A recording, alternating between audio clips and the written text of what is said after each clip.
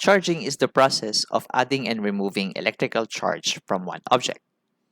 There are three ways through which charging can happen: charging by friction, conduction, and induction. Charging by friction is the most common way charges get transferred from one material to the next in everyday situation. It involves two neutral objects, hair and plastic comb for example, which after being rubbed on each other becomes charged bodies. Plastic comb loses some of its electron to hair strand as it has lower electron affinity. This is another way of saying that hair loves to accept electrons more than the comb. Since the comb loses electrons to hair, it becomes positively charged, and the hair strand becomes negatively charged after the charging process.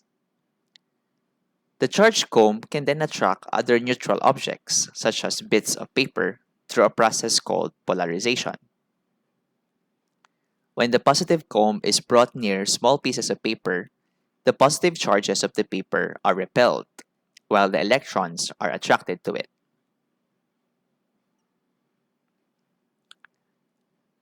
This causes the charges inside the paper to rearrange themselves and be separated, with the electrons accumulated on the side nearer to the comb and the positive charges on the other side, further away from the comb. Thus, two poles or an electrical dipole are created, hence the term polarization.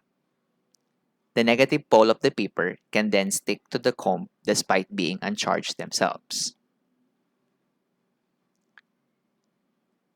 Different materials have different electron affinity. We can consult the list called triboelectric series to see how different materials are ranked in terms of their tendency to gain or lose electrons when they are charged by friction or rubbing. Materials at the top end of the series have higher electron affinity, while materials at the bottom end of the series have lower. You can see that hair is on the top of plastic on the list. To give another example, if glass is rubbed with wool, the surface of the glass becomes positively charged, while wool becomes negatively charged, since glass is placed at the lower end of the list. Another process of charging is called conduction. It is a method of charging an object by allowing it to come in contact with another charged object. What do you think would happen if a neutral body, body A, comes in contact with a positively charged object, body B? Body A is a neutral body since it has an equal number of electrons and protons. Meanwhile, body B has an excess of positive charges. Some electrons from body A becomes transferred to body B in an effort to make body B less positive. Once separated, body A also becomes positively charged, the same charge as the body B. If body A is charged by conduction using a negative charging body B, this is what will happen. Compared with the first scenario, electrons are transferred from negative body B to neutral body A to make body B less negative. Both bodies A and B have a net negative charge once separated.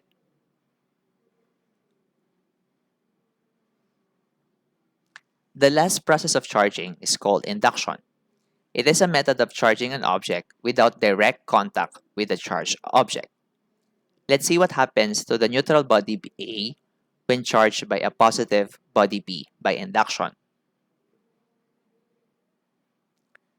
The positively charged body B causes the charges of body A to be rearranged, with the side nearest body B becoming negatively charged and the other side becoming positively charged, also called induced charge. This is similar to what happens during polarization. However, take note that body A remains neutral. There are 6 positive charges and 6 negative charges. To add or remove electrons to body A, the side furthest to the charging body B is connected to the ground. Grounding is when a neutral conductor provides a pathway for excess charges to flow to and from an object. In this case, since it is the positive end of the body A that is connected to the ground, electrons are supplied to body A to neutralize it. Body A then acquires an overall negative charge after the process, opposite the charge of the charging body. Meanwhile, this is what will happen if body A is charged by induction with a negatively charged body. Here, the electrons of body A are repelled by the body B, causing the nearest side to become the positively charged side. The ground is then connected to the negative side. Electron leaves body A to neutralize this side of the body. Once the ground is removed, body A acquires a net positive charge, opposite the body B, or opposite the charge of body B. As an important last note, remember that all processes of charging follows the law of conservation of charge. This law states that electrical charges are just transferred from one object to another, and that no charge were created nor destroyed during the process. The total number of charges in the system before and after the charging remains the same. In this example, there are 4 electrons in the green metal sphere before a conducting nail joined it to the yellow sphere. 2 electrons migrated to the yellow sphere, however, the count is still the same. There are still a total of 4 electric charges between the 2 spheres.